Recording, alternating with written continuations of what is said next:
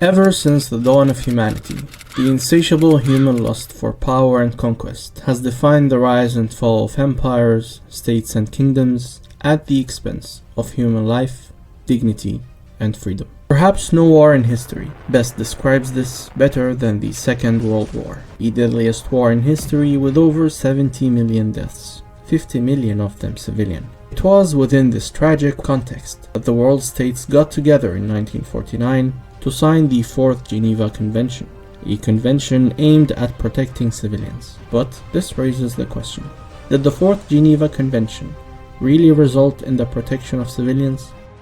This is The Historiographer, and today a brief history and analysis of the effectiveness of the Fourth Geneva Convention will be explored.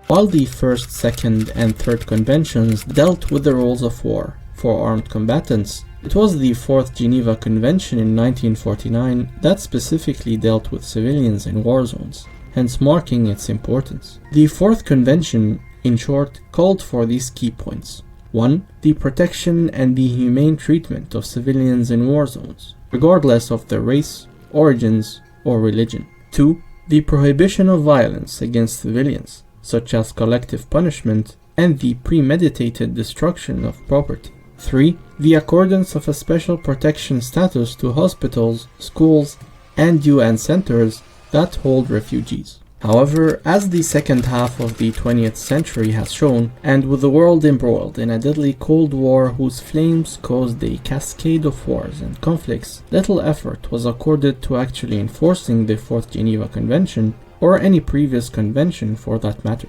This led to, perhaps, the hardest question humanity has ever faced. How can we pursue war criminals, and who will actually enforce justice? It took the world more than half a century to come up with a solution, or rather, a half-baked solution to that question in the form of the International Criminal Court, or ICC for short. Agreed upon in the Rome Statute in 1998, the ICC was established 4 years later, with its official seat in The Hague in the Netherlands. Many pinned high hopes on this court, yet, with 50 states including Russia, the US, China, India, and the majority of the Middle East either refusing to sign or withdrawing from the Rome Statute completely, the ICC quickly proved its uselessness. Certainly, the ICC currently has no power over 3 of the 5 strongest states in the world that hold the veto vote, as Russia, China, and the United States cannot be effectively tried for their war crimes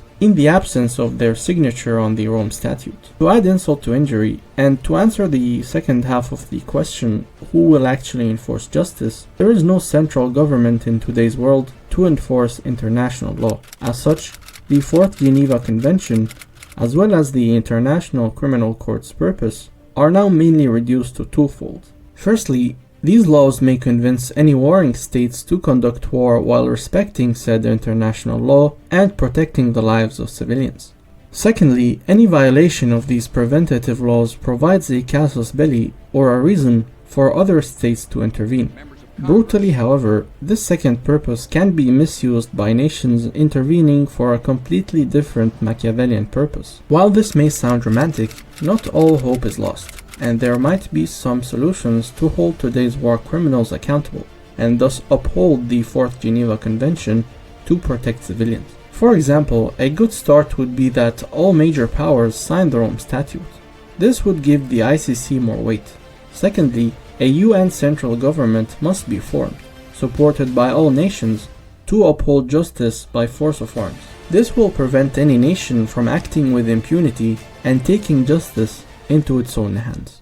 Finally, in this world, it seems that the laws of power, the jungle, and hence the survival of the fittest rules. And, as it stands, these laws and conventions are but an attempt at taming the beast that is human nature, ever hungry for power and conquest.